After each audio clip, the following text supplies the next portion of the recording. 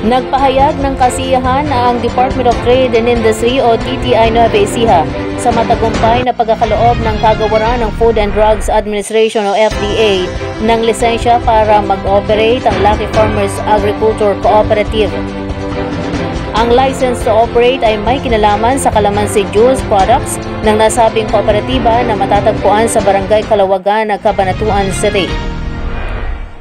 Nakamit ang naturang tagumpay dahil na rin sa pagtutulungan ng pamahalang lokal ng Cabanatuan sa pangunguna ni Mayor Micah Elizabeth R. Vergara, ang City Livelihood Office ni Ginang Lucille Batalya, DTI Nueva Ecija Provincial Director Richard D. Simangan at ang barangay official ng Barangay Kalawagan sa pamumuno na noon ay Kapitan Joey Tukay, mga members at opisyales ng Lucky Farmers Agricultural Cooperative.